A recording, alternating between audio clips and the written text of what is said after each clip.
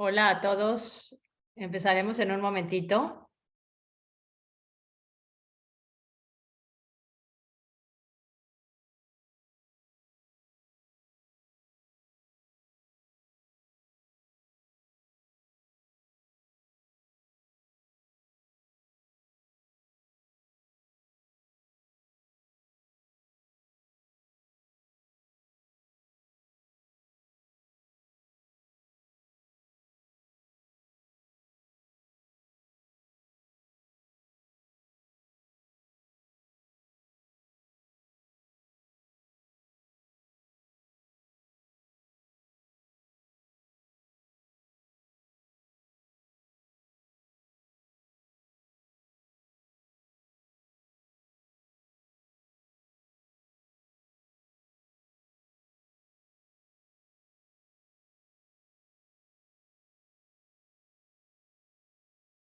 Hola a todos.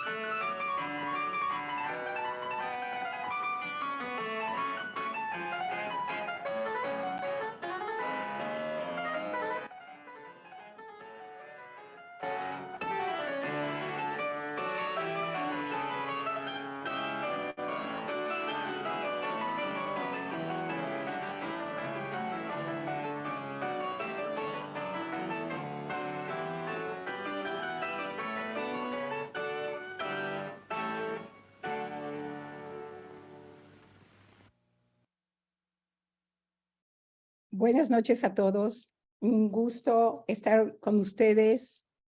Caras conocidas, caras nuevas. Siempre es un placer aquí en Mundo de Encuentros recibirlos. Acabamos de escuchar a Wanda Landowska, una de las rescatadas por Varian Frank en su casa de Connecticut en 1953. Sale en el último barco.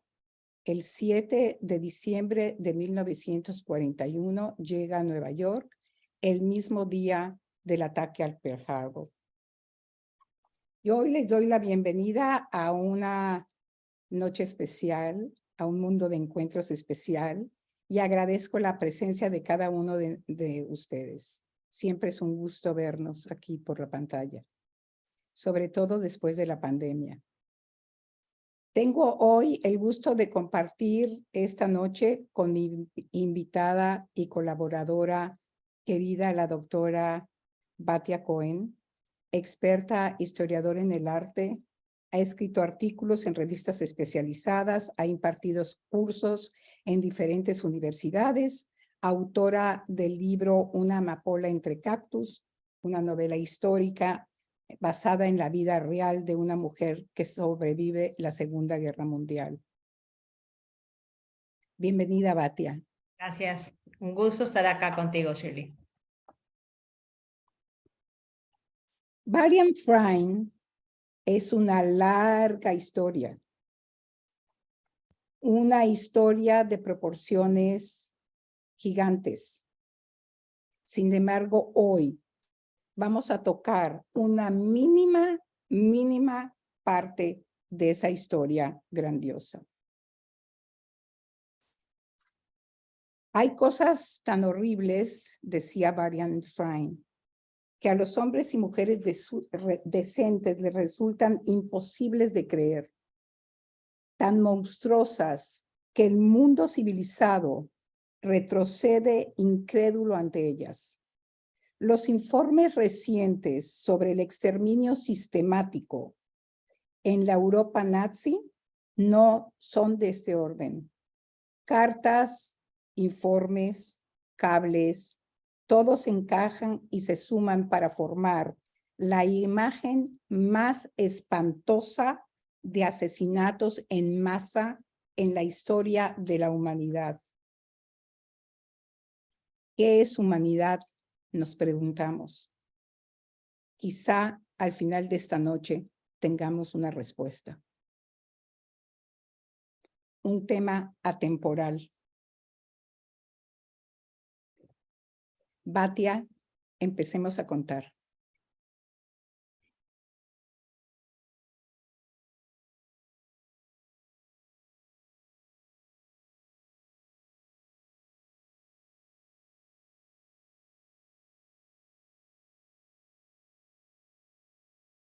En el verano de 1940, cuando los titulares de los periódicos de Nueva York anunciaban la caída de Francia ante los nazis, Varian Fry estaba muy por delante de la mayoría de los estadounidenses en la realización de las plenas implicaciones de estas victorias nazis. En 1935, había visitado a Alemania en misión para una entrevista en la revista The Living Age. Él sintió esa atmósfera de odio y opresión que Hitler trajo al país.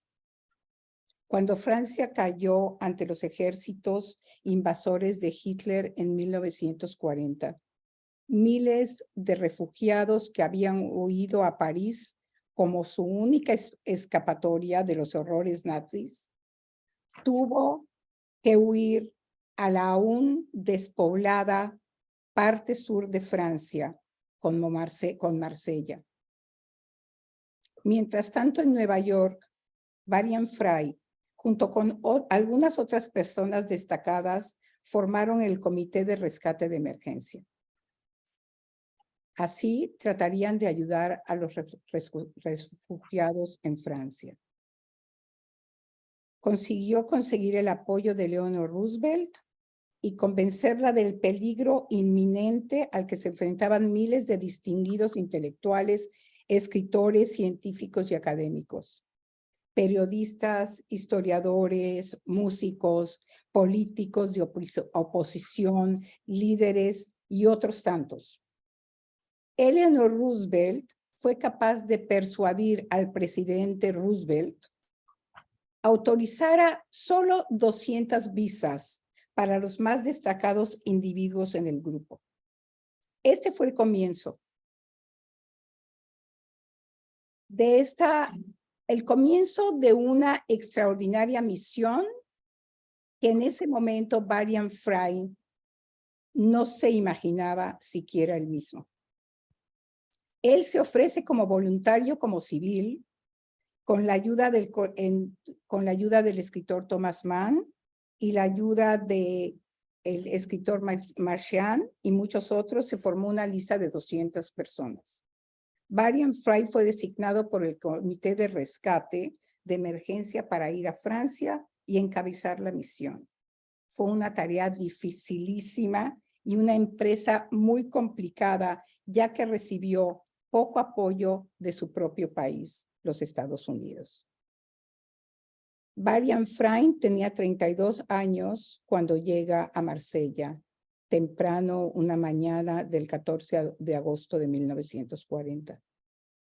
Solo 2 meses después de la traumatizante derrota de Francia contra los nazis y 1 año y medio antes de que los estadounidenses decidieran entrar a la guerra forzadamente, o más bien forzosamente.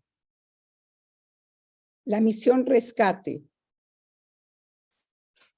Los esfuerzos de Frey incluyeron obtener pasaportes falsos, organizar escoltas para guiar a los fugitivos a través de los Pirineos hacia España y asegurar el pasaje en barcos con destino a New York, Martinica y Marruecos. Entre las personas que han venido a mi oficina, decía Varian Frey, o con quienes mantengo correspondencia constante, se encuentran no solo algunos de los más grandes autores, pintores y escultores vivos de Europa, pero también exministros del gabinete e incluso primeros ministros de media docena de países. Qué extraño lugar es Europa, se repetía, cuando hombres como este se ven reducidos a esperar pacientemente en la antecámara de un joven estadounidense sin importancia alguna. Estos individuos hicieron mucho más que los gobiernos.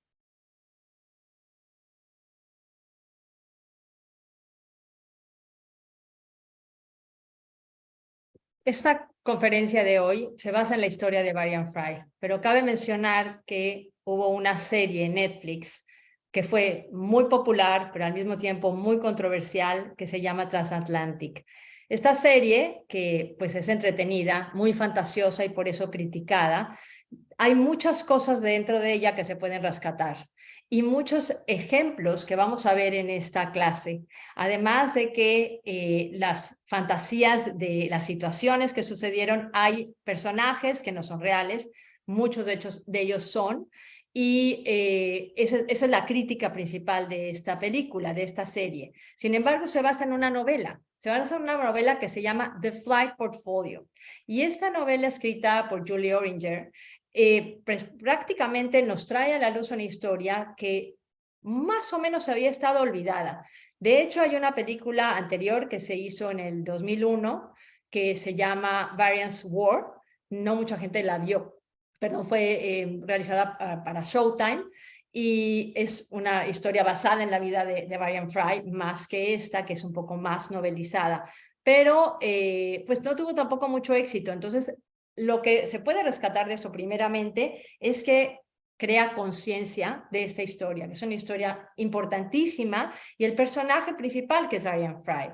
Así que vamos a ver por qué Oringer va a nombrar este título de su historia, porque lo toma de un proyecto que se hizo en 1968 que se llamaba Flight, y era realmente un portfolio, donde Fry va a reclutar a muchos de estos artistas que él mismo ayudó a escapar de Europa para que hagan litografías y que se puedan vender en una edición limitada para el público, para que pueda tener fondos el Comité de Rescate Internacional. De hecho, se publica después que Fry ha hecho este proyecto y él ya no vive. Pero artistas como Wilfredo Lamm, Marc Chagall, que vemos del lado derecho, vemos también a Jacques Lipchitz, todos ellos fueron salvados por Varian Fry, inclusive André Masson, como vamos a hablar de algunos de ellos.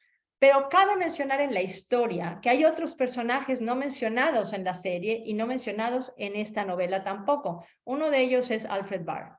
Alfred Barr era el director del Museo de Arte Moderno en Nueva York, y junto con su esposa Margaret, ellos van a tener un gran ímpetu para, primero, tener los fondos para traer a esta gente. Pensemos que en 1940 París está ocupada por los nazis Y en la Gestapo hay una lista de personajes importantes, intelectuales, artistas, escritores, músicos, etcétera, que están buscados por la Gestapo.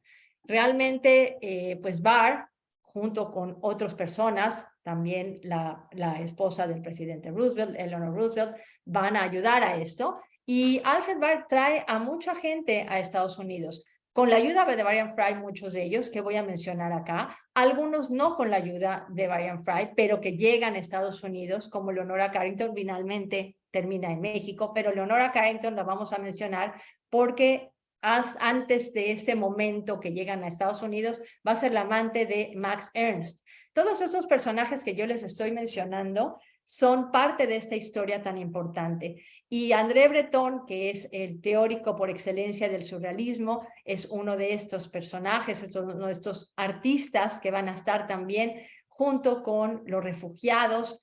Además, tenemos otras personas, otros artistas, como el hijo de Max Ernst, que es Jimmy Ernst, y cabe mencionar que es el hijo de su primera esposa, que Louis Strauss, que es una pequeña pues cameo en la serie, porque tiene la visa para pues justamente Max Ernst y su esposa, que era la primera esposa de Louis Strauss. Louis Strauss era judía y historiadora. De hecho, ella va a morir durante la guerra, va a ser parte de la resistencia, pero su hijo logra salir antes con el abuelo. Tenemos también a Peggy Guggenheim, que es pues la mecenas de muchos de estos artistas, y asimismo Marcel Duchamp, que se va a volver en el consejero de Peggy Guggenheim, y otros artistas que llegan al exilio en Estados Unidos como Piet Mondrian, Fernand Léger y muchos otros que están escapando de Europa durante este tiempo. Sin embargo, tenemos al héroe realmente de esta historia, y este es Varian Fry.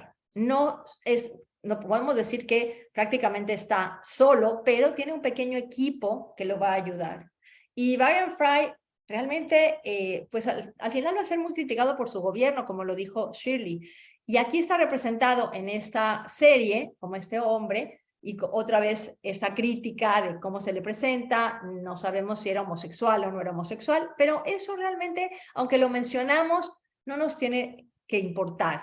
Miriam Davenport, una joven que llega a Francia, que estudia en la Sorbona, va a llegar a Marsella justamente después de que los nazis ocupan París. Ella es judía, y cuando llega pero es americana, entonces llega a Marsella y llega al consulado, quiere que le renueven la visa, se da cuenta que hay una cola inmensa de gente que está refugiada, que está pidiendo pues que les den visas, que les ayuden a salir de Europa, y va a ser parte importante del grupo de Varian Fry, que también la vemos en la serie, por supuesto, como esta jovencita que está ahí.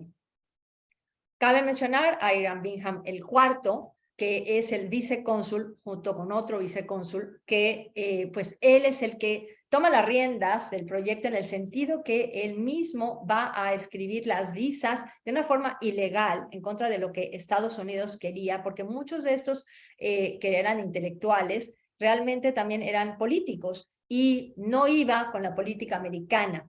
Hiram Bingham, les quiero nada más mencionar, que es el hijo de Hiram Bingham que descubrió Machu Picchu. Entonces vean cómo hay relaciones artísticas interesantes, ¿no? En el arte, en la historia, y que se va repitiendo este humanismo de este hombre de padre a hijo, y aquí lo vemos como participante. Otra de las personajes importantísimos dentro de esta historia es Mary Jane Gould. Es una heredera de Chicago que escoge irse a Francia para vivir la buena vida, y va a llegar a Marsella. Los héroes de carne y hueso son criaturas complejas. Mary Jane Gould cerró su relato de un año en Marsella, de 1940 a 1941. Nacidos a veces para brillar intensamente, solo durante un breve y mejor momento. Varian Fry fue a Marsella a la tarea que se le había encomendado y cumplió su mención, no menos glorioso por breve que ésta haya sido. Y les presento nada más la imagen de esta mujer dentro de la serie. ¿Qué pasa entonces? Están todos en Marsella, hay muchísimos refugiados, piden visa, piden asilo para Estados Unidos y pues están abrumados en el consulado porque no saben mucho qué hacer. Varian Fry, como mencionó Shirley, tiene apenas unos $3,000, una lista de 200 visas para intelectuales y pues se da cuenta que eso es demasiado poco y qué puede hacer. Miriam Davenport, que conoce, que es amiga de hecho de Mary Jane Gould, va a encontrar esta casona que tiene alrededor de 18 cuartos en las afueras de Marsella y la van a utilizar como una casa para los refugiados. La casa, que es una vila, la vila Airbell, es una pues casa medio abandonada, pero por lo menos ahí tienen la seguridad de que pueden esperar que se puedan sacar las visas y poco a poco ir saliendo de una manera pues ilegal o legal, dependiendo del caso, de Francia. Esta foto es interesante porque Fry la va a tomar cuando regresa, de hecho, a Marsella en el 64, y esa casa realmente fue destruida en el 70. Para la serie, por supuesto, se toma el modelo y se hace una casa bastante parecida. Es interesante ver cómo, pues, primero, lo que sucede en esta casa. Otra de las cosas que se critica de Transatlantic es que, pues, hay muchos amoríos dentro de los personajes y esto realmente no hay ninguna prueba de que esto existió y es muy raro que hubiera habido estas relaciones, muchas sexuales, otras no, pero hay otras cosas que sí son importantes rescatar. Una de ellas es la creatividad de los surrealistas, porque ellos se reúnen en esta casa y esta casa se va a convertir en un lugar de experimentos intelectuales, creativos, artísticos, donde van a converger todas estas mentes maravillosas y es este laboratorio donde se hace todo esto. Tenemos personajes también históricos, como es Albert Hirschman. Albert Hirschman, judío alemán, va a ser un activista político, de hecho va a estar en contra de todos estos gobiernos dictatoriales, y va a ser parte de la guerra civil española, va a también estar en contra de Mussolini, por supuesto, y el fascismo, y aquí lo vemos más adelante interpretando, traduciendo más bien en un juicio de un nazi alemán. Pero Hirschman se va a hacer realmente ciudadano americano. Él mismo va a enlistar a Hans y Lisa Pitko, que sí aparecen, por cierto, en la serie, pero no vamos a hablar de ellos, pero ellos son también antinazis y son activistas y son los que van a llevar a la gente a través de los Pirineos. Y esta gente son héroes, es impresionante. De hecho, cuando hay una redada por parte de la policía francesa en la vila, Hirschman tiene que escapar y es cuando él se va a través de los Pirineos, llega a Lisboa y de ahí se llega a Nueva York. Ese es uno de los caminos tomados por muchos. Y Hirschman, de hecho, va a ser muy famoso porque es un gran economista, va a ser parte también del ejército americano, de la sección de inteligencia, y va a dar clases en Princeton, además de publicar muchos libros de economía y de política y de la ideología política también. Así que estos personajes son históricos, son importantísimos. Y cuando llegan a la casa, vamos a tener que más que nada hay un ambiente surrealista. Y eso es gracias a que André Breton, que es el líder de estos surrealistas, va a llegar a la casa junto con su esposa, Jacqueline Lamba, y su hija. Y aquí lo vemos en una foto dentro de la casa, que está escribiendo o está haciendo alguna especie de dibujo o algo, porque había que entretenerse de alguna manera. No tenían mucho que hacer durante este momento más que esperar. Así que había muchos pasatiempos.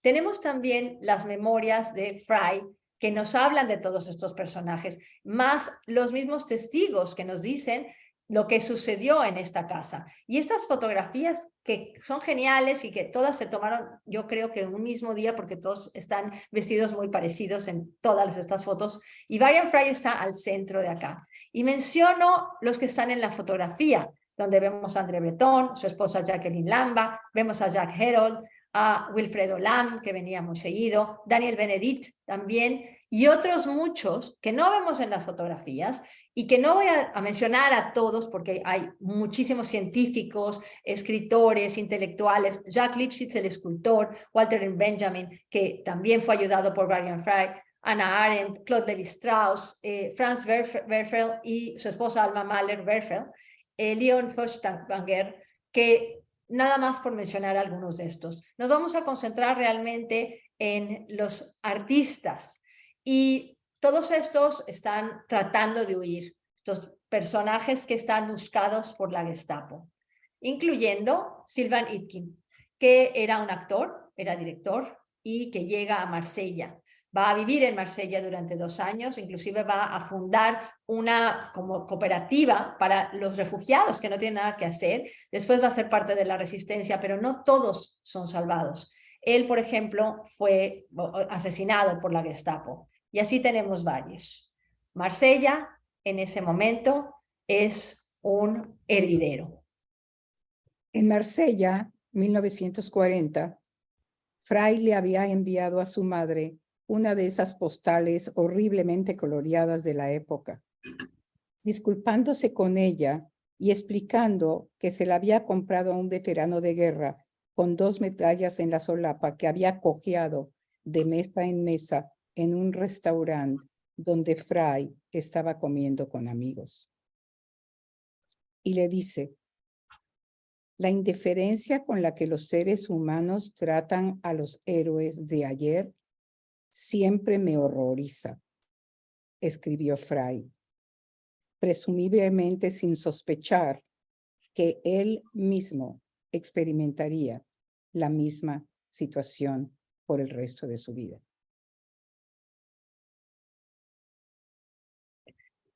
Fry va a escribir sus memorias, y en sus memorias tiene una descripción muy interesante de cómo llega André Breton el primer día. Llega con una personalidad bastante fuerte y trae una botella llena de estos insectos de los mantises y la pone encima de la mesa del comedor.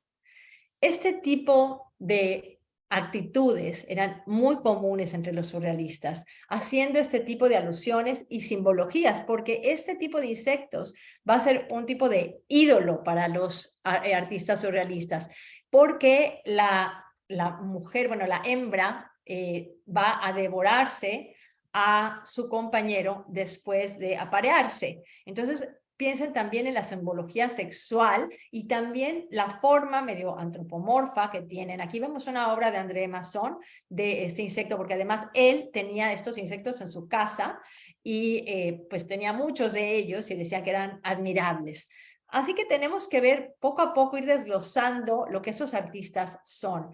Esos que se reunían además en esta vila, la vila Herbel, porque eran invitados por los Breton, no todos vivían ahí. Wilfredo Lamb con su esposa, Elena Hosler, tenemos a Jacqueline Lamba, que le hemos mencionado, que es la esposa de André Breton, pero una artista también, Oscar Domínguez, Jacques Herold y otros más, como Marcel Duchamp.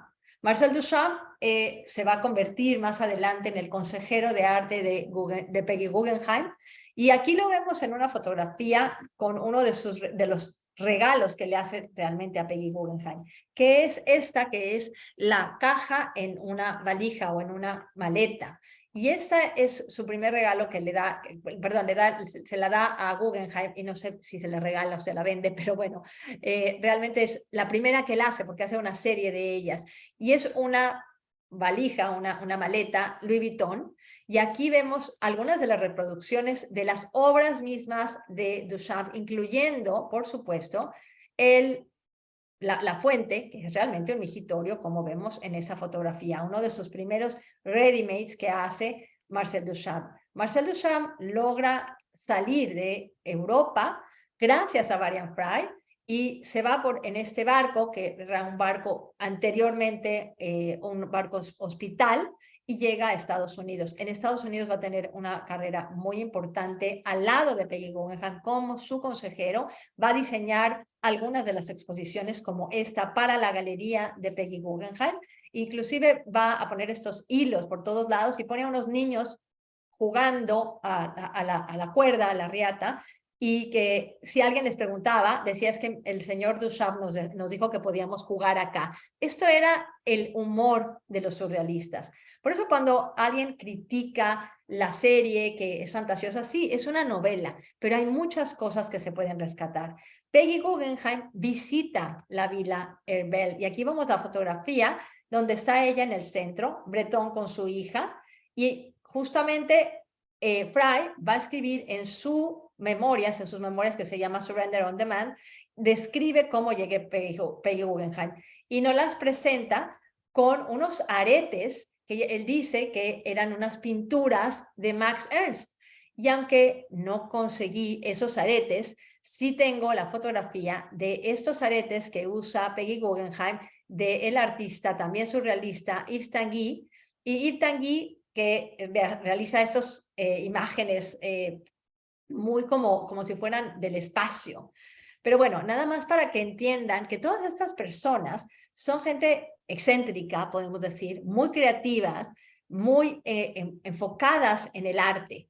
Peggy Guggenheim, inclusive, va a contar en sus propias memorias que cuando está la guerra, ella viaja a París y ella tiene una idea de hacer un museo. En realidad ella ya tenía una galería en Londres y va a hacer su galería después en Nueva York. Pero cuando llega a París hay muchos artistas, pues marchantes del arte que están tratando de salir y venden lo que pueden y como pueden. Y ella dice que compraba una obra de arte al día. Entonces se pueden imaginar. Entonces vemos esta escena y aunque la escena probablemente no nos dice mucho, vemos que aquí están trayendo todas las telas que ella ha ido comprando y finalmente las va a traer a Estados Unidos.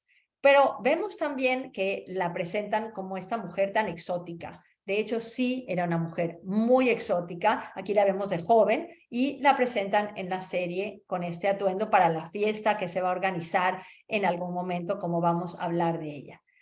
Como les decía, estas fotografías son originales de cuando estaban en Marsella y vemos a los personajes, André Masson, Max Ernst de perfil, vemos a André Breton, a Fry, por supuesto, Jacqueline Lamba. Y todos ellos pues son parte de este grupo que va a ser salvado por Varian Fry. Los va a poder sacar. Max Ernst, que llega a la vila, está también protagonizado con esta pues excentricidad que vemos en muchos de estos, en esta fiesta surrealista que van a desarrollar. Pero no crean que todo era tan fácil. Realmente los refugiados tenían un miedo terrible y el mismo Max Ernst había estado encarcelado 2 veces y la segunda vez en este campo que se llama Lemil, que era una fábrica antigua y finalmente lo dejan salir y llega a Marsella y llega a la casa, a la Villa Herbel. Lo interesante y también confuso para la gente que no conoce la historia es que aquí presentan en la serie la escena de la fábrica, donde sí era este campamento de prisioneros. Pensemos que Max Ernst es un alemán en Francia, entonces está visto mal, o sea, por todos, por los nazis por un lado, pero los franceses también, porque es un alemán, etcétera. Entonces tenemos que en la serie presentan a Mary Jane Gold yendo a salvar a un prisionero que está en esta cárcel. Muchos de ellos estaban en esta cárcel, pero incluyendo el hijo de Thomas Mann, Golo Mann, que Fry logra sacar de aquí, y otros personajes como vamos a ver. Pero Max Ernst, muy exótico, como les digo, extravagante, cuando llega a la Villa Herbel, que esa es la descripción de Fry, trae un abrigo de borrego. Y aquí lo vemos en esta fotografía posterior, ya en casa de Guggenheim, probablemente con un abrigo de Guggenheim, y enfrente de su colección de estas muñecas de cachina. Este cuadro fue hecho por Hans Bellmer. Hans Bellmer es uno de los artistas que también llega a la Villa Herbel. Y él estuvo encarcelado junto con Max Ernst en Lemil. Este cuadro lo hace de su amigo Max Ernst y lo presenta de perfil. Y no nada más eso, sino vean la textura de su cara, como si fueran estos ladrillos los mismos ladrillos que están en esa prisión, y lo representan de una manera muy simbólica, como además muy triste, con su nariz aguileña y lleno de estos ladrillos. Él mismo está encarcelado en sí mismo. Belmer también está protagonizado en la serie con estas muñecas que él va pues desarmar y luego va a hacer esculturas, como vemos del lado izquierdo. Él fotografía muchas de sus esculturas, son esculturas realmente muy interesantes, extrañas, un poco escalofriantes a veces, sexuales, hay varias de ellas, y aquí lo vemos a él en una fotografía con una escultura a su lado. Todas ellas tienen ese matiz sexual. Lo vemos en varias escenas con esas muñecas enfrente de él. Sus esculturas, como lo vemos acá, son a veces muy extrañas, a veces incomprendidas, pero son surrealistas. Esta yuxtaposición de elementos, poniendo, por ejemplo, aquí el pecho de una mujer con unos labios, pero también la parte trasera de la muñeca, de la mujer o de una muñeca, y estas, palos y como parecería una maquinaria. Es realmente muy interesante su obra y es muy poco convencional.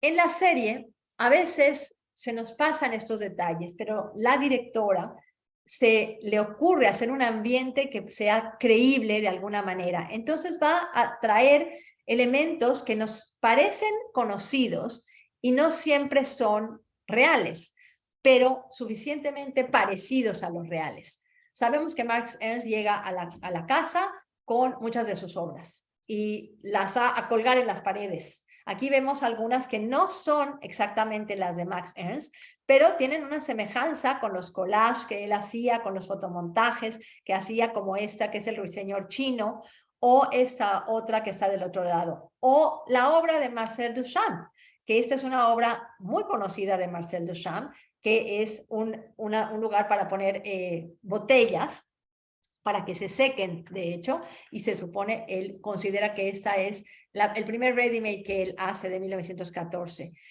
Esta obra, que es realmente interesante porque la original se pierde, pues porque es un objeto que él compra y va a tener un significado diferente, un poco freudiano, con estos tonos freudianos, porque es un elemento fálico, los elementos fálicos de los palos donde se ponen las botellas siendo la parte femenina. Así que tenemos que en esta misma pared que la vemos acá, tenemos otros ejemplos de Marcel Duchamp que pueden ser parecidos, unas jaulas, como vemos acá, como la misma que él había hecho que en el 1921. Le va a poner unos cubos de mármol, en verdad, que parecen cubos de azúcar. Todo tiene una yuxtaposición interesante, un termómetro, un hueso de pescado, y el título de este tema, de esta obra es ¿Por qué no estornudar? José Lavie. Y vamos a hablar de José Lavie en un momentito más. Volvemos a Max Ernst porque Max Ernst va a viajar a Estados Unidos financiado por Peggy Guggenheim. De hecho, se va a viajar en avión desde Europa, desde Lisboa, me parece, hasta Nueva York. Y finalmente, cuando llega a Estados Unidos, se va a casar con Peggy Guggenheim. Y aquí lo vemos a los dos en la galería de Peggy Guggenheim con una obra que se llama El Beso. Esta obra, El Beso, realmente la hace cuando está todavía enamorado de su segunda esposa, que es Mary Beth Orange. Y aquí la vemos de una manera muy erótica. Se inspira en ese amor que tiene por Mary Beth Orange. El Beso es una de las obras que se deriva de ciertas técnicas que Max Ernst va a desarrollar, y una de ellas es utilizar un cordón o un hilo, tirarlo a la suerte encima de un papel o de una tela, etcétera, y luego seguir con trazos la línea de esta cuerda o de este hilo, y finalmente encontrar figuras en el dibujo. Esta es una de las técnicas muy utilizadas por Max Ernst y algunos de los surrealistas. Cuando volvemos a la casa, vemos que los artistas tenían tiempo y al mismo tiempo son creadores. Pensemos que tienen que esperar a que salgan sus visas. Y este es un cuaderno que hacen dibujos una colaboración entre varios de estos artistas. Ahí vemos los nombres. De hecho, es Breton, Browner, Wilfredo Lam, Domínguez, Harold y Lamba, quienes hacen estos dibujos. Los dibujos que en su conjunto, pues todos son surrealistas, ¿no? Son elementos fantásticos, imágenes de su imaginación, valga la redundancia. Breton es el que había inventado el automatismo, y lo que él pensaba, y es una parte de la teoría del surrealismo, es cómo poder canalizar el subconsciente a través del arte. Y aquí los tenemos a todos, Breton está en el centro, por cierto, acá, que están tratando de, pues, captar y capturar un sueño despierto. Man Ray, que era uno de estos también artistas, es el que tomó esta fotografía. Y la idea es dejar que la suerte, o más bien el subconsciente, mande pues alguna especie de signos para que el arte se cree a través de esto. La asociación de palabras era uno de los pasatiempos que tenían en la casa, en la villa Herbel. Y Fry dice, entonces Breton sacaba su colección de revistas viejas, papeles de colores, colores pastel en tiza, tijeras y pegamentos, y cada uno de ellos hacía montajes o collages, dibujaban o cortaban muñecas de papel. Hacia el final de la noche, André Breton decidía cuál había sido el mejor trabajo y quién ganaría. Gritando, sensacional, formidable o improbable, recorría cada una de esas creaciones. En esta escena vemos exactamente lo que están haciendo. Y lo que vemos es que un papel lo van doblando y cada uno lo va pasando. En el caso de asociación de palabras, se hace una historia, pero también se hacían dibujos. Y esto no es algo totalmente inventado, sino más bien era algo que sí hacían los surrealistas. Estos juegos de palabras, juegos de dibujos, y vemos que en las escenas los dibujos están colgados. Y si ven aquí los dobleces, y cada uno de los artistas hacía una parte. Alguien hacía la cabeza, el torso, la parte de las piernas o los pies. Estos ellos les van a llamar Exquisite Core. Y esos Exquisite Core les voy a mostrar uno que sí es original. Los que están en la serie, bueno, son para la serie. Y aquí tenemos una colaboración del lado derecho de Yves Tanguy, Jean Miro, Max Maurice y Man Ray. Es uno de estos pues obras que son una colaboración, y esto es uno de los juegos que hacían en la casa, por supuesto. ¿Esto de dónde viene? Viene de los juegos de salón del siglo XIX. Para entretenerse, los aristócratas hacían este tipo de juegos entre ellos, y lo rescatan los surrealistas. Pero los surrealistas que estaban en esta casa van a tener un gran impacto para ellos, lo que están viviendo. Victor Browner, que es uno de estos personajes, uno de estos pintores, pinta con el título de Herbel a esta imagen, a este personaje que parece una especie de mujer con flamas, o una mujer bastante, vamos a decir, fantasiosa, y un animal aquí también antropomorfo, con un castillo en la parte de atrás. Esto es lo que nos dejan de la obra los artistas. Pero si hablamos de Browner, Browner había pintado esta obra anteriormente, en 1931, y sabemos que pierde un ojo en el 38.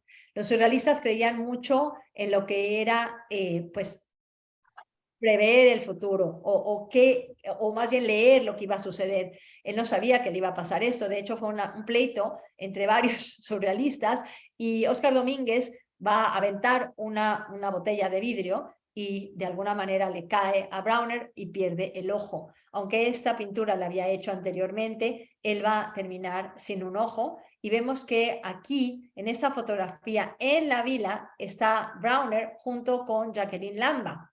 Aquí vemos que el artista, aunque no todos, les digo, vivían en la casa, iban los domingos, tenían fiestas, y Browner, que va a crear estas obras surrealistas, Él, por ejemplo, había estudiado en Bucarest y había sido parte del grupo de los surrealistas.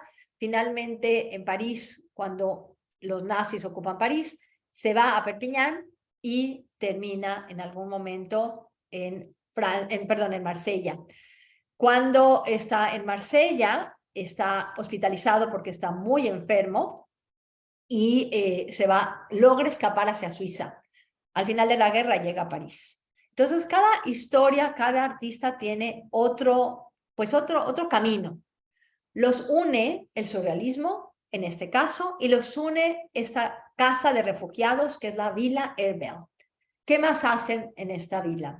Juegan al ajedrez. El ajedrez tiene un lugar preponderante en la obra de los surrealistas. Y les digo esto porque artistas como Marcel Duchamp diseñan sus propios juegos de ajedrez. Marcel Duchamp, de hecho, en algún momento deja de crear arte, digamos, entre comillas, para dedicarse al ajedrez de lleno. Y aquí tenemos otro de sus diseños del mismo Marcel Duchamp, así como otros artistas también van a diseñar sus propios juegos, como vemos a Dalí, que aquí lo vemos en una fotografía jugando al ajedrez, Dalí del lado derecho y Duchamp del lado izquierdo. Además, el mismo Max Ernst va a tener su propio diseño. Así que ciertos detalles son muy rescatables de esta serie, como también el juego del tarot. Jacqueline Lamba junto con Breton están enfrente de Varian Fry y ella le está leyendo las cartas del tarot. Y para nosotros a lo mejor sin saber dicen, bueno, ok, están entreteniéndose. Jacqueline Lamba, aquí la vemos en una fotografía, era una mujer muy guapa, con una personalidad también muy impresionante y además también era pintora. Generalmente se le conoce como la esposa de André Breton, pero solamente hace muy poquito se le ha retomado y se le ha reevaluado y hubo una exposición bastante importante de la retrospectiva de su obra en San Francisco. Pero Jacqueline Lamba aquí le está leyendo el futuro y le está leyendo el futuro a Varian Fry. Aunque no vemos exactamente las cartas que diseñaron los surrealistas, porque ahora vamos a ver, pero se parece lo que vemos en la película con esta que son las flamas. Y aquí vemos el diseño que hacen los surrealistas. Ahora, ¿de dónde viene todo esto del tarot? Resulta que André Breton, para ese momento, está estudiando unos tarots muy famosos que son los tarots de Marsella, que vienen desde la Edad Media y aquí vemos un ejemplar de esos tarots. De ahí se le ocurre la idea que los surrealistas deben de crear sus propias cartas de tarot. Y aquí es lo que se va a conocer como el juego de Marsella. Van a reinventar la iconografía, van a poner a sus héroes, a personajes de la literatura, por ejemplo, y se va a publicar, por cierto, por primera vez en el 43, que estamos a la mitad de la guerra. Y vean además que se repite, claro, esos ejemplos, y vemos que cada uno de estos artistas va a colaborar y, por ejemplo, el diseño de Victor Brauner. Esta es la sirena de la conciencia y Victor Brauner hace su diseño. Es realmente muy bello encontrar los dibujos de estos artistas y cómo originalmente empiezan a poner sus ideas en este juego, el juego de Marsella, el juego del tarot. Pancho Villa se convierte en por supuesto, el héroe de la Revolución Mexicana, pero Max Ernst lo retoma y va a crear su carta para el tarot. Lo presenta a Pancho Villa como un ave con ese pico enorme, una especie de águila con un sombrero, la serpiente enrollada, que parecería inclusive como si fueran las manos, se convierten junto con la serpiente en una pistola. Y realmente es increíble estos diseños, son maravillosos, porque además hay ciertos personajes que nos dan la idea de todo lo que es el surrealismo. Y aquí vemos uno que es muy importante, que es el padre Ubu o Père Ubu, que va a ser el Joker. ¿De dónde viene esto? Este personaje lo van a traer los surrealistas de una obra de teatro realizada por Alfred Jarry que se llamaba Hugo Roi o Hugo el Rey.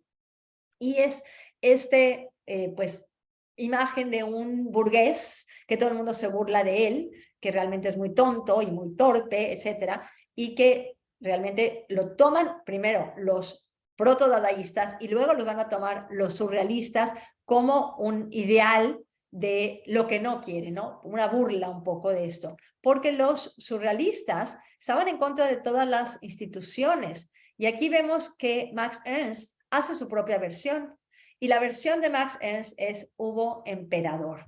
El emperador en lugar del rey que había hecho Jarry, porque él decía que pues no quería que la gente viva en esta sociedad tan restringida socialmente, esas estructuras, esas instituciones estatales, religiosas, etcétera, y hace que parecería un trompo con manos, antropomorfo, pero al mismo tiempo parece que es un pájaro porque tiene un pico y lleva una manta sobre el hombro en un paraje desolado. Los surrealistas les gustaba yuxtaponer imágenes, elementos que no van uno con la otra, pero que aquí vemos que hay una referencia al Père Ubu de Jarry, Ubu, que también se le conoce por la obra, pero ellos lo van a llamar el padre Ubu, este personaje irrisorio que lo van a tomar para el Joker de su tarot. La colaboración entre todos ellos es realmente interesante. Aquí vemos esta fotografía en la Villa Herbel, Jacques Herold, Oscar Domínguez, André Breton, y esta que es diseñada por Oscar Domínguez, que es la carta de Freud. Freud, como sabemos bien por los surrealistas, pues lo que es el estudio del subconsciente, leían muchísimo las obras de Freud, y aquí lo ponen como uno de estos personajes.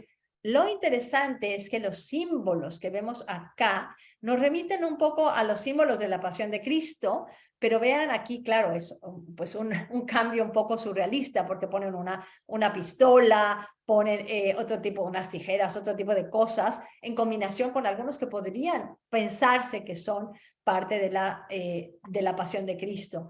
Así que los diseños son realmente muy interesantes. Domínguez había traído una técnica rusa que se llama la decalcomanía. ¿Cómo funciona esta técnica? Primero vamos a pensar, acuérdense que los surrealistas quieren que mientras más salga el subconsciente a flote es mejor. Entonces, ¿cómo hacer que el raciocinio no guíe el pincel? Tener lo que es lo aleatorio, lo que es la suerte. Y de esta manera, con la decalcomanía, se logra bastante bien. ¿Cómo es esta técnica? Uno pone vidrio generalmente, tinta, pintura encima de este vidrio, y luego se presiona un papel o una tela sobre el vidrio que tiene la tinta. Lo que queda de la impresión de esto es lo que vemos acá. Domínguez la trae, pero Max Ernst la utiliza de una manera espectacular. Aquí vemos una obra de Max Ernst donde Max Ernst está utilizando la decalcomanía, y vean que las texturas son realmente grandiosas, me encantan, y Max Ernst va a utilizar esto como la base de este paisaje misterioso, un poco como estas piedras rocosas, este paisaje rocoso, pero pone figuras aquí y nos los hace ver de una manera diferente. Así que bueno, todas estas interacciones suceden mientras están ahí, que eran compañeros desde antes, se conocían desde antes, y ahora van a crear unas cartas del tarot. Aquí Jacques Herold lo vemos que también va a participar, y en este caso va a poner a un personaje que es un personaje de la literatura, la miel, porque es el nombre de un libro que nunca terminó Stendhal, que se llama La miel. Y aquí presenta Herold su propia versión del personaje. Herold también es uno de estos surrealistas, probablemente no tan conocido como Ernst o como Dalí, etcétera, pero vean que su obra tiene también esta yuxtaposición de elementos. Se vuelve muy misteriosa porque es la oscuridad, pero está iluminada. Hay una vibración constante en el fondo, inclusive la luz de algo que parecería una vela, pero no es una vela, parece como un organismo, y estas vibraciones que se dan en la mesa. y toman vida estos cuchillos y tenedores, y cada uno de los elementos se vuelve también un poco extraño y hasta nos podría hasta dar miedo pues estas combinaciones de elementos, y se llama el juego nocturno. Lamba hace también su propio diseño, la flama del amor o Baudelaire. Y la línea, además, que es tan sutil, pero al mismo tiempo tan unificada de la obra de Lamba, y pensemos también que cada diseño tiene una originalidad y tiene la personalidad del mismo artista plasmada ahí. Lamba va a tener una carrera artística después de que va a dejar a Breton, se va a separar de Breton, pero no es tan reconocida como otras artistas del momento. Como les decía, apenas ahora se ha revaluado su obra. Y en la obra de Masson, dentro también de estas cartas del tarot, también haciendo una referencia a Stendhal, porque él le llama a esta carta, a esta baraja, la religiosa portuguesa, la sirena del amor, y también es la flama, pero hace referencia a Stendhal, porque Stendhal había dicho una vez que uno nunca no ha amado hasta que ha amado a una monja portuguesa. Y pensemos también en esta crítica de las instituciones en general por parte de los surrealistas. André Masson escoge hacer al poeta simbolista Novalis, y todos ellos toman ciertos elementos, símbolos muy propios del surrealismo que a veces no nos hacen pues, referencia al elemento en sí o al personaje en sí, sino a los símbolos mismos de los surrealistas. Frédéric de Laglatte es el que va a unificar todo. Primero, va a hacer el diseño de la parte de atrás de las barajas del tarot, va a hacer una estandarización del diseño, y además va a lograr que todos los diseños tengan una línea continua para que parezcan que son parte de un mismo juego, y eso él lo logra. Él había sido prisionero en el 40, se escapa y llega a la Villa Herbel en Marsella. Este es uno de los artistas también que va a ser salvado. Pero antes de eso, vamos a entender de dónde vienen estos artistas un poquito, porque él había estudiado psiquiatría y había pintado en el hospital de Saint-Anne, donde había estudiado psiquiatría, y esta obra ya no existe, el edificio se destruyó. Otros artistas que habían estudiado psiquiatría son Breton y Max Ernst. Entonces, claro que conocen la obra de Freud perfectamente. Y aquí vemos una obra del mismo Danglars que él cómo escapa. Después no sale de Europa, se esconde con su amigo el doctor Gaston Ferdier en un hospital psiquiátrico, y cabe mencionar que otro surrealista que tuvo grandes problemas de depresión y probablemente otros problemas mentales, Antonin Artaud, estaba en esta institución psiquiátrica. Después de la liberación de París, regresa él a París. En la serie tenemos un momento de una fiesta, y aunque a lo mejor esta fiesta nunca se hizo, se pueden rescatar muchas cosas de esta fiesta. Y vemos primero que sí había todos los domingos estas reuniones de los surrealistas. Los Breton invitaban a los artistas que estaban en Marsella. No todos dormían en la vila, pero los domingos muchos de ellos eran asiduos de ir a visitar a la familia Breton en la Villa Herbel. Así que estas fotografías que son de estos momentos nos muestran a los surrealistas, y aquí los vemos pues jugando, digamos, en la fuente de la vila, y son testimonio de lo que pasaba en lo que ellos esperaban estas visas para poder salir de Europa. En la serie vemos cómo están decorando los árboles para la fiesta y lo ponen ojos. Ojos porque la directora escoge muy bien sus símbolos, en mi parecer, y aquí vemos que los ojos son también un símbolo importante para los surrealistas. Max Ernst hace este dibujo, es un dibujo con otra técnica que se llama frottage, y les voy a explicar un poquito cómo es el frottage, porque él cuenta cómo descubre la técnica, y él dice que se le cayó un papel, estaba en un hotel, y había un piso de madera, el papel está en el piso, se pone a utilizar carboncillo sobre el papel y la textura va a salir, por supuesto, del otro lado y nos da esta imagen. Esta no es de ese día, pero es una que hace después.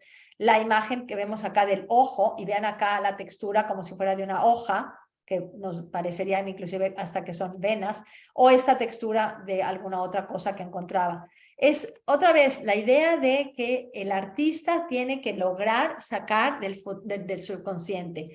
Y él le llama a esta obra La Rueda de la Luz, que había tomado de un artículo, de hecho, y que él representa. Pero no todo es fantasía.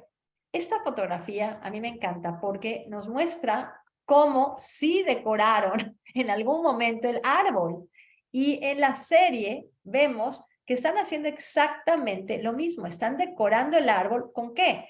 Con cuadros. ¿Y qué cuadros vemos acá? En realidad vemos que está Max Ernst, por supuesto, Dani Benedit. Los cuadros son propiedad de Max Ernst. Sin embargo, no todos son realizados por él. Aquí vemos uno que sí es realizado por Max Ernst. Este otro, que va a terminar en la colección de Peggy Guggenheim, que es la vestimenta, se llama el título, es la vestimenta de la novia. Vemos además esta obra, que es un autorretrato realizado por Leonora Carrington. Leonora Carrington había tenido un affair con Max Ernst bastante intenso, cuando a él lo van a meter a prisión. Ella logra ir hacia España, Portugal, y bueno, tiene una historia bastante trágica y finalmente llega vía Estados Unidos, llega a México.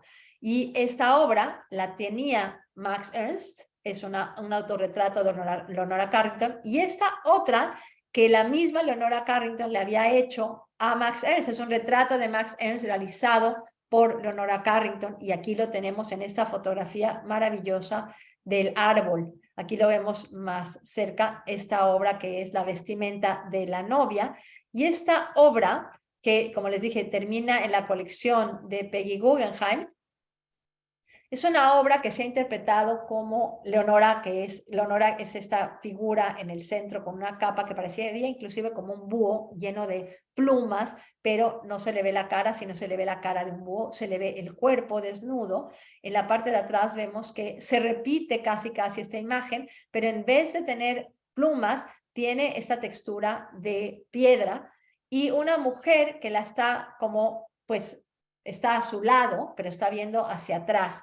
Además, tenemos que este personaje, que es este, pues, pájaro antropomorfo, porque tenemos las piernas acá, se ha interpretado como el mismo Max Ernst. Aquí tenemos una fotografía de Ernst y Leonora Carrington, justamente antes, cuando estaban juntos, que tenían esta relación amorosa muy intensa, y finalmente se separan, y como dije, Max Ernst va a llegar a Estados Unidos, donde se va a casar con Peggy Guggenheim, y también es una vida muy interesante la de Max Ernst. Aquí vemos un cuadro que hace Max Ernst, porque él se va a pintar a sí mismo con su alter ego, que es este pájaro, y le pone un nombre, le pone Loplop. Y bueno, pues aquí vemos que el mismo pájaro que está acá tiene una flecha rota, y la flecha, que también tiene un elemento fálico, está pues señalando a los genitales de la mujer. Entonces, todo esto es una representación bastante erótica de probablemente su relación. Peggy Guggenheim compra esta obra y se la lleva a su colección en Venecia.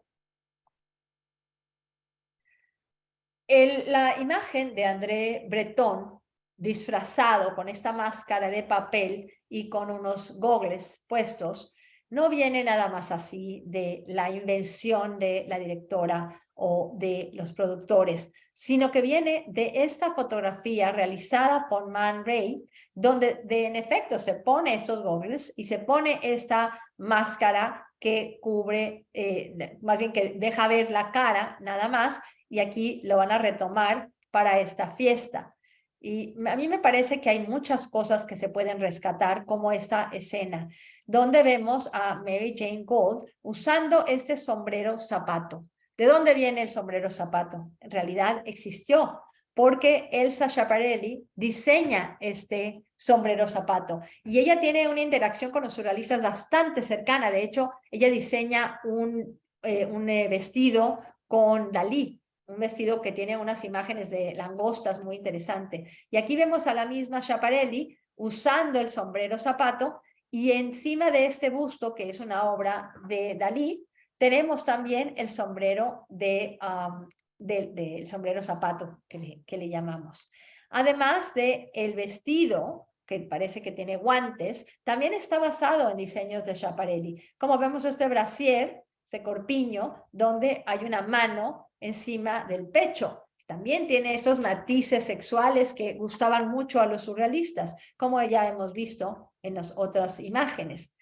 O esta otra escena que tenemos a dos personajes importantes, Victor Brauner y Marcel Duchamp, a los que hemos mencionado. Victor Brauner tiene en la cabeza un ojo con rayos que salen de ahí, y Marcel Duchamp está pintado y está maquillado como mujer y tiene un sombrero donde tiene una mano sobre la cara. Victor Brauner, recordemos que había perdido un ojo, y aquí lo tenemos representado con ese ojo que le brilla en la cabeza. También otro de los elementos de los surrealistas es el tercer ojo, que realmente tiene un gran simbolismo espiritual, como lo sabemos. Marcel Duchamp, que está representado de este lado, el lado derecho, él en alguna ocasión se vistió, en muchas veces, más bien no en una ocasión, sino en varias, de mujer, y se hace un seudónimo, un alter ego, y se pone Rose la vie, utilizando una frase francesa que también se reinterpreta, que sonaría como Eros, c'est la vie, o así es la vida, Eros, así es la vida, o disfrutar la vida, ¿no? Eros, c'est la vie. Así que bueno, esta imagen que la tomó también, muchas de las fotos las tomó Man Ray, por cierto, esta también es Marcel Duchamp vestido de mujer como Eros, c'est la vie, y hace una serie de fotografías, y él dice, bueno, algunas de mis creaciones también las quería yo firmar como Eros, c'est la vie. De hecho, algunas de ellas están firmadas así, porque, bueno, yo ya quería cambiar y me pareció que así podía yo cambiar utilizando otra parte de mi personalidad, y es la parte femenina. Así que está basado en la realidad, inclusive el entretenimiento. Como vemos en la vila, en esa fiesta, vemos este entretenimiento basado en los dadas, el dadaísmo, que es precursor del surrealismo, y muchos artistas primero fueron dadaístas y luego fueron surrealistas.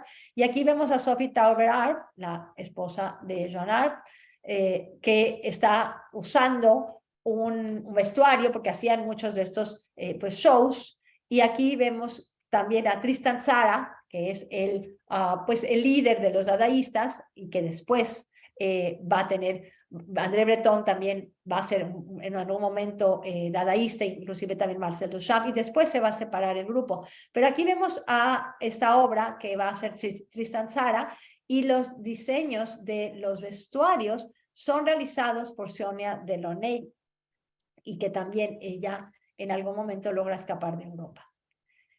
Marc Chagall, que es mencionado probablemente como el más conocido de estos artistas que van a ser rescatados por Varian Fry, él había pedido la nacionalidad francesa desde el 33, la habían rechazado porque en Rusia él había sido parte del gobierno, claro, en algún momento cuando regresa a Vitebsk, y él está ahí durante la Primera Guerra Mundial.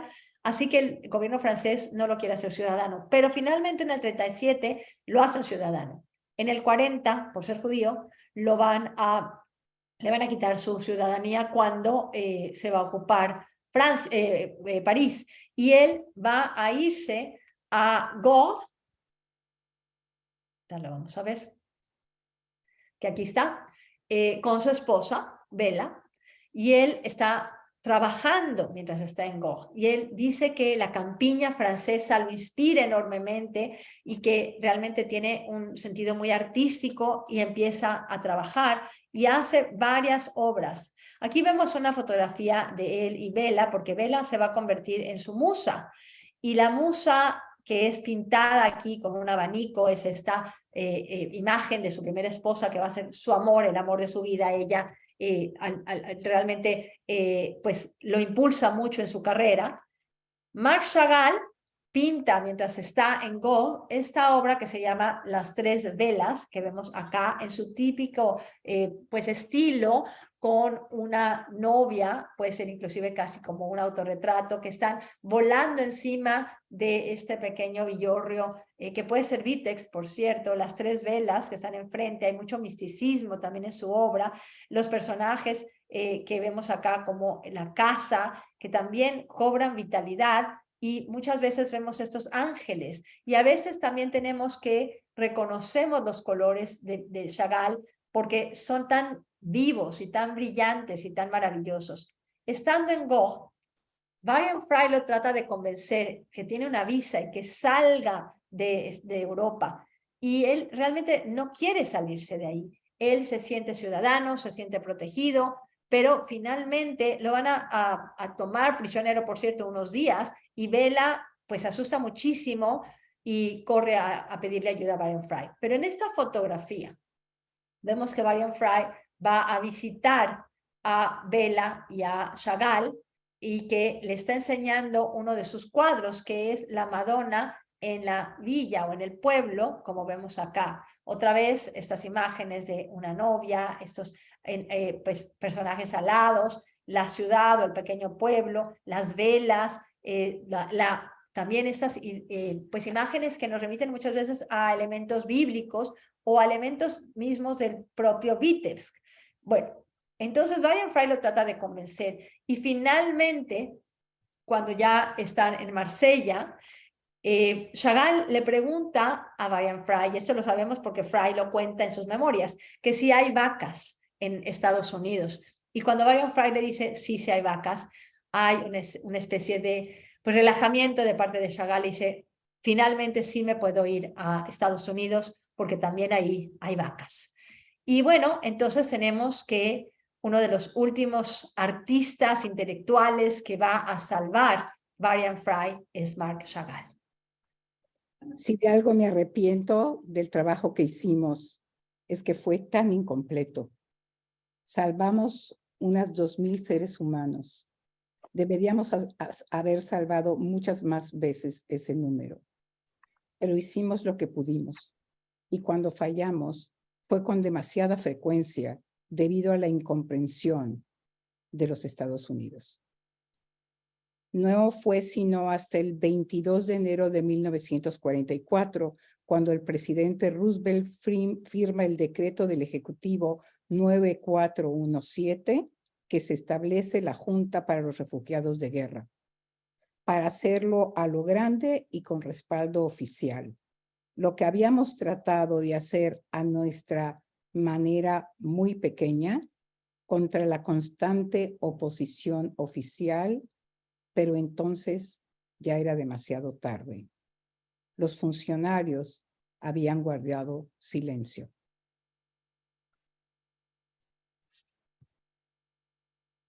Jack Lipschitz también fue salvado por Varian Fry, y es uno de los pocos que se queda en contacto con él. En cierto modo, le debo la vida, le escribió a Ned Fry el escultor Jack Lipschitz, que se había mantenido fiel a Fry. En su carta de condolencias, dice, no quería irme de Francia. Fueron sus cartas severas y clarividentes las que finalmente me ayudaron a hacerlo. ¿Y de qué ayuda me fue una vez que decidí irme a América? Lloro con ustedes a este hombre maravilloso, perdido un poco en nuestro difícil mundo, y atesoraré su memoria hasta el final de mi vida. Volando desde Italia para el servicio conmemorativo, Lipschitz levantó los ojos al cielo y se dirigió directamente a su amigo, buscando expresar lo que Fry había representado para todos nosotros. En momentos claves de la historia, dijo, los individuos emergen precisamente con las cualidades requeridas por la situación. En la vida cotidiana, añadió Lipschitz, Fry era como un caballo de carreras enganchado a un carro lleno de piedras. Jack Lifshitz fue el único de los rescatados por Varian Fry que continuó en contacto con él. Nunca supo de nadie más.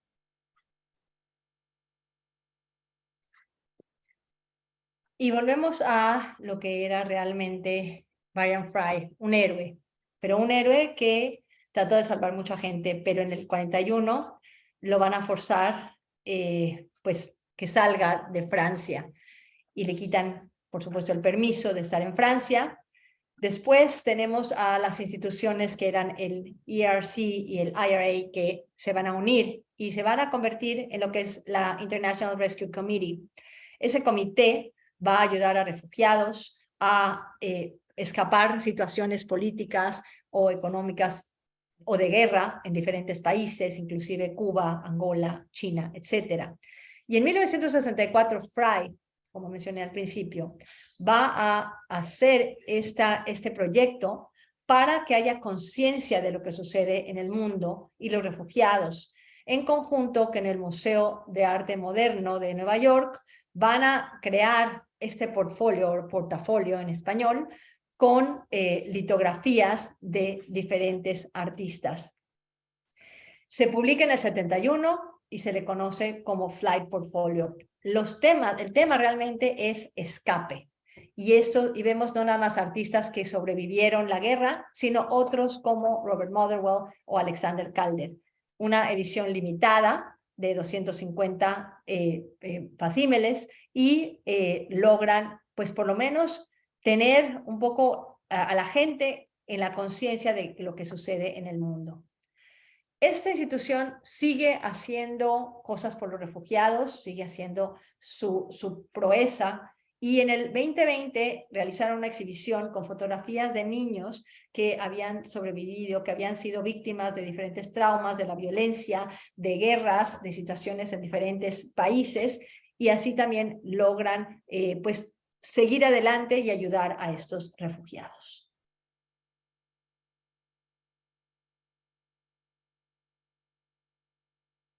Los esfuerzos de Varian Fry resultaron en el rescate de unas 2.500 personas, incluyendo distinguidos artistas e intelectuales, gente del gobierno, gente en contra de la ideología nazi. Poco tiempo antes de su muerte, el gobierno francés le concedió la Orden del Caballero de la Legión de Honor. Fue el único reconocimiento oficial que recibió en su vida. Fry murió sorpresivamente en 1967, cuando revisaba sus memorias, dejando atrás a desconocidos el legado de una misión heroica e histórica. Dejó abundante material escrito y fotográfico que documenta sus experiencias en Francia. Misión Rescate. La versión de sus memorias que Fry reescribió para los lectores jóvenes fue publicada poco tiempo después de su muerte. Murió en la obscuridad a los 55 años. Un héroe real, uno de los grandes héroes civiles de la guerra. En un intento tardío, muy tardío, de pagar una deuda con un héroe estadounidense, en 1991, el Consejo Conmemorativo del Holocausto en Estados Unidos concedió a Varian Fry la Medalla de la Liberación de Eisenhower. En 1994, 27 años después de su muerte, también fue distinguido por Yad Vashem en Jerusalén, en donde es realmente los monumentos al Holocausto, con el título de Justo entre las Naciones, Righteous Among the Nations, otorgado por Israel a aquellas personas que, sin ser de confesión o ascendencia judía, prestaron ayuda de manera altruista y singular a las víctimas por su condición de judíos durante el Holocausto. Yo les daré en mi casa y dentro de mis muros un monumento, Yad, y un nombre, Shem, Yad Vashem, más valioso que los hijos y las hijas. Les daré un nombre perpetuo que no se borrará jamás.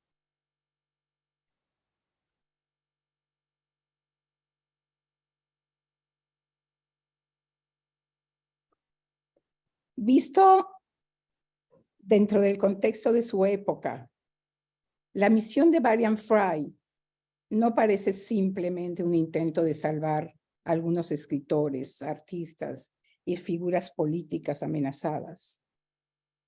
En retrospectiva, parece una búsqueda final, condensada al fracaso para revertir la misma dirección en la que el mundo se dirigía. Fry describía luego de su partida así: era un día gris y lluvioso cuando abordé el tren. Miré por las ventanillas e innumerables imágenes se acumulaban en mi mente.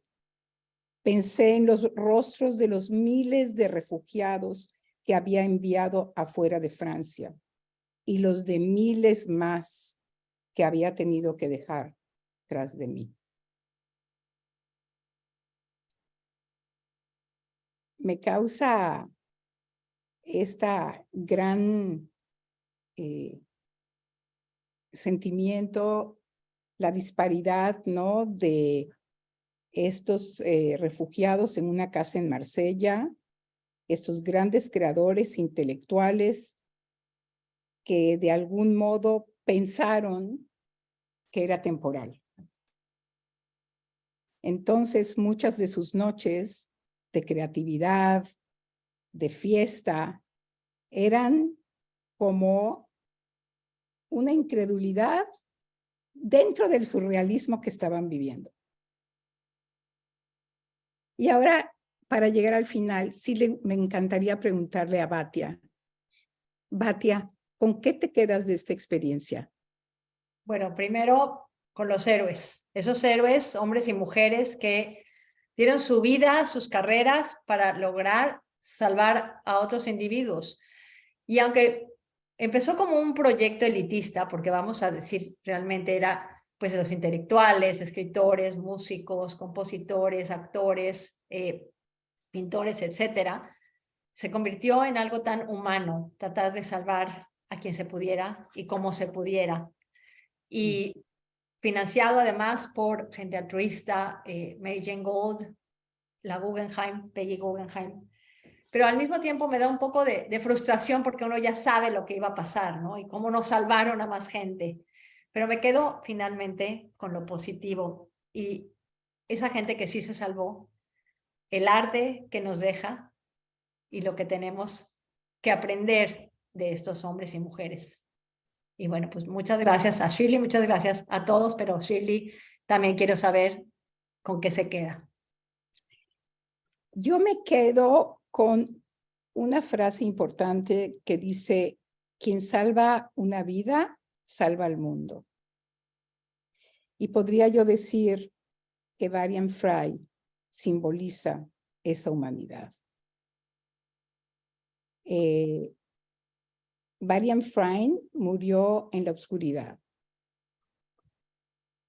Es para nosotras, para Batia y yo, ha sido una gran oportunidad verdaderamente de dar este mínimo espacio, aunque sean unos breves 90 minutos, para honrar también todos nosotros a este héroe que incondicional y sin ninguna pretensión se hizo, y su realmente ética y moralidad lo convierte en la definición perfecta de lo que, como empezamos hoy, preguntando ¿y qué es humanidad?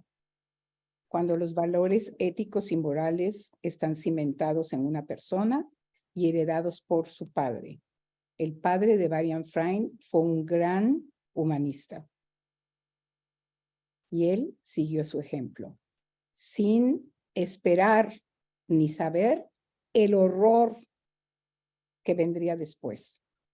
Gracias al rescate de Varian Fry de este grupo de intelectuales y de la cultura, se heredó en Estados Unidos ese gran desarrollo cultural. Patia, ¿opinas? Definitivamente, porque esos exiliados trajeron mucha cultura. Alguien mencionó, que quiero pues hacer hincapié en eso, que Varian Fry fue el primer americano al que le dieron el The Righteous Among the Nations en Yad Vashem. Y bueno, es interesante, aunque fue hasta el 94 cuando se hace esto, pero de todas maneras es un personaje al cual hay que rescatar, y aunque sea esta serie muy criticada y fantasía y novelada, creo que dio apertura a que mucha gente conozca la vida de Varian Fry, o por lo menos que investigue un poco de la vida de Varian Fry. Entonces, pues tiene su valor de alguna manera. Sí Así les que, quiero... perdón. no, sí, yo iba a decir que si alguien quiere comentar algo. Es importante también compartir que dentro de los Righteous Among the Nations, Yad Vashem, el monumento, digamos, al holocausto en Israel, en Jerusalén, tiene con ese título a 28,217 individuos. Esos 28,217 Varian Fry que trataron de salvar vidas. Y salvaron vidas y permitieron la herencia tan importante que nos dejaron. Así es. ¿Alguna otra pregunta que nos quiera alguien hacer? Sí, por favor. Bueno, si alguien quiere hacer una pregunta, pues levanten la manita o algo. Sandra Katz nos comenta, voy a leer el comentario de Sandra, excelente charla de estas que nos dejan pensando. Y sí, nos dejan a todos pensando. La valentía moral de Varian Fry es lo que más me llevó yo una vez más. Gracias, queridas Batia y Shirley. Y sí, yo creo que eso es lo que con eso nos quedamos, ¿no? Sí, no. Y aquí, bueno, hay un comentario, Susana, que dice, es extraño que solo uno de los que ayudó a escapar se mantuviera en contacto con él. Es realmente, sí, cierto, Susana, es algo muy extraño que la gente no sabe agradecer, o probablemente están tan metidos en sobrevivir que tampoco pueden dar más. O sea, yo me imagino, por ejemplo, Chagall. Chagall llegó a Estados Unidos, no sabía el idioma, su esposa se enferma, se muere. Estando en Estados Unidos, bueno, finalmente se vuelve a casar, etcétera. Pero yo creo que estos refugiados primero se tienen que encontrar a sí mismos, y yo creo que costó trabajo, tanto trabajo, que no se habían dado cuenta de lo que hay a su alrededor, o de los personajes como Varian Fry que los habían ayudado. En un momento seguramente agradecieron y cada quien se fue a su vida. Y sí, el único fue Lipschitz. Marta quería hablar, déjame ver dónde Marta, a ver, está. Marta.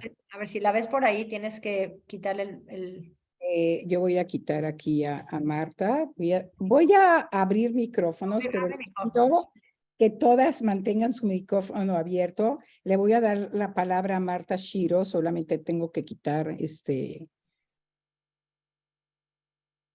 Ya tengo la palabra. ¿Me oyen? Sí, Muy sí, bien, sí, perfecto. Estoy Adelante, Marta. unmuted. No, no, ya estás bien. Gracias por esta presentación. Me pareció increíble y me aclaró muchas cosas. Cuando vi la serie Transatlantic, me tuve esa impresión, y ahora la tengo un poquito más fuerte y quiero saber sus opiniones al respecto. Yo amo a los surrealistas, disfruto ver el surrealismo, me parece un arte fabuloso, imaginativo, creativo, agradable para mí como percepción. Entonces me pregunto en esas circunstancias, ¿cómo pudieron ser esos los salvados? No hablo del Salvador, sino de los refugiados salvados. ¿Cómo pudieron ser tan individualistas? Yo entiendo que allí hay un simbolismo y un cuestionamiento de instituciones, pero no siento el dolor de la guerra, no siento la alusión a la violencia, al mundo que estaba ardiendo a su alrededor y de lo que estaban escapando. Y parecían en la serie, parecían niños mimados en realidad. Pero cuando tú hablaste, Batia, de cómo hacían sus preciosas obras, piezas de ajedrez, ¿qué tenía ese que ver con su realidad? Yo entiendo surreal, pero no tanto, no sé. Bueno, ¿Qué algunos de los recuerdas? artistas crearon obras específicas, pero no toda su obra dedicadas a la guerra. Max Ernst tiene una obra nada más, que realmente es como un monstruo y es interpretado como el fascismo y el nazismo, que los está pues de una manera apabullante, ¿no? Pero es una obra en específico. Tienes toda la razón, no hay una alusión, porque el tipo de arte del surrealismo trata de ver la profundidad supuestamente del subconsciente. Si habláramos de un expresionista, de un artista expresionista, ahí tendríamos todo el desgarre, que lo hay, definitivamente. En el surrealismo, siguiendo los parámetros que ellos seguían, no se concentran en la violencia o en lo triste que fue la guerra, pero por otro lado eran artistas antiinstitucionales. Entonces, ¿qué te digo? Muy políticos, casi todos comunistas, pero en el arte no lo van a desarrollar. Entonces, sí tienes toda la razón, no vamos a ver esa expresión. Nosotras conversando previo a hoy, a nuestro encuentro, Sí, sí hablamos mucho de la serie, ¿no, Batia?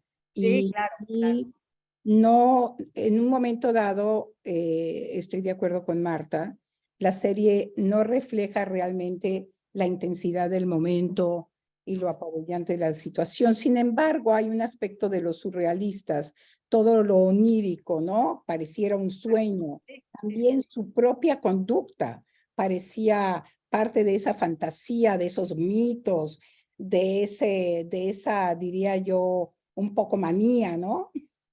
En sí, bueno, donde se aquí, encontraban y pienso que era parte también de una reacción que a veces en un estado de mucho estrés y mucha confusión, pues reina a veces un poco de manía por la misma sensación de lo desconocido.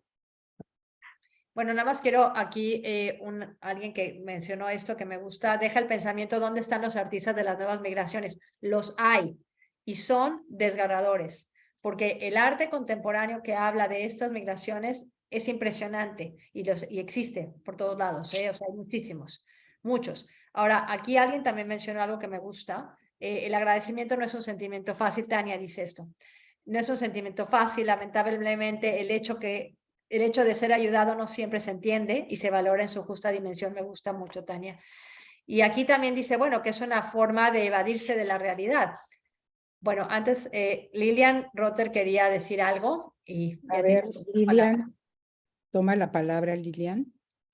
Hola, Hola. perdónenme tantas idas y venidas, pero es que estoy en Bogotá dando vueltas porque tuve un nieto, así que no me quería perder la charla. Ya puse espectacular, espectacular, y las personas de una manera u otra estamos muy asociados al tema del holocausto, pues nos llega mucho más, ¿no? O bastante, no sé, de manera distinta. Es una aclaratoria muy grande, yo me quedé con muchas dudas, hay cosas polémicas que me parece honestamente que no debieron meter si no fueron reales, pero la charla que ustedes hicieron es algo del otro mundo, porque están juntando el arte, Con la historia. están juntando todo lo que pasó allí. Y se me vino a la mente ese tema de decidir, cuando ellos dicen, bueno, podríamos haber salvado a más gente, ¿no? El tema de las famosas listas. O sea, ¿quién sí, quién no? Porque sí empezaron de manera elitesca con los intelectuales, etcétera, etcétera. Pero al final, hacer una lista es como Dios, o sea, este sí va a vivir y este no va a vivir. Entonces es muy difícil. Y yo me quedo con lo que él hizo, me quedo con esa frase que tú dijiste, que el que salva una vida salva al mundo, la misma que dijo Schindler, que mi papá estuvo ahí en la lista de Schindler. De verdad que las felicito porque este tipo de charla debería hacerse más pública en honor y en tributo de un hombre que quedó tan extendido. Y tal vez Yad Vashem, que es bastante, o sea, trata de hacer muy bien esas cosas, nadie le dijo, nadie sugirió, nadie, no pudieron encontrar la manera de seguir las huellas para hacerlo. Porque si no, con seguridad lo hubiesen hecho antes. Pero no importa, eso es eterno. Ahí quedó. Y lo que piensa que dijiste, es el primer americano, bueno, porque tampoco había muchos americanos allá, pero acá hay un tema, bueno, alguien que puso, Elena, gracias, mucha gente tiende a alejarse de las épocas y de la gente que representa una época dolorosa. Quizás inconscientemente se alejaron de Fry por dolor, y sí, tiene razón. O sea, es decir algo que no quieres volver a tratar, ¿no? Es muy difícil interpretar la mente de cada uno de ellos en una situación trágica. A veces hay represión, uno reprime, a veces uno quiere, hay negación, uno niega, uno se quiere olvidar, tratar de ver hacia adelante y bueno, caen en el olvido muchísimas cosas, aunque sí creo que en el caso de él, que llegó a Estados Unidos y vivió en la ignorancia total, llegando a ser solo un maestro de una escuela enseñando latín, fue verdaderamente trágico. Y tiene razón, Shirley, pero sí hay algo que tenemos que acordarnos, lo que estaba sucediendo en Estados Unidos. La Guerra Fría contra el comunismo, él tenía tendencias de izquierda, para empezar. Segundo, tenía un archivo en el FBI, donde lo estaban todo el tiempo espiando, viendo lo que hacía. Entonces, la parte política no quedaba a Estados Unidos muy bien con la obra, con lo que había hecho Varian Fry. Entonces, no lo van a hacer un héroe porque a Estados Unidos como país lo ponen mal. Y eso es una cosa política y desgraciadamente eso sucede muchísimo. Aquí está, estoy de acuerdo contigo, o sea, él, ante todas las contradicciones, él siguió adelante con su plan, tratando de salvar vidas. Y sus principales enemigos fueron su propio gobierno y estuvo perseguido exactamente, desafortunadamente. Aquí dice Tania, acerca del comentario de Marta, probablemente el grupo de artistas mantenía una conducta negadora que les permitió sobrevivir en ese horror. Es lo que yo mencioné antes, digo, interpretaciones, todos tenemos mecanismos de defensa diferentes que utilizamos de diferente modo y entonces sería otra conversación interesante sobre la negación, sobre la represión. Pero bueno, ha sido verdaderamente un gusto Gracias a todos.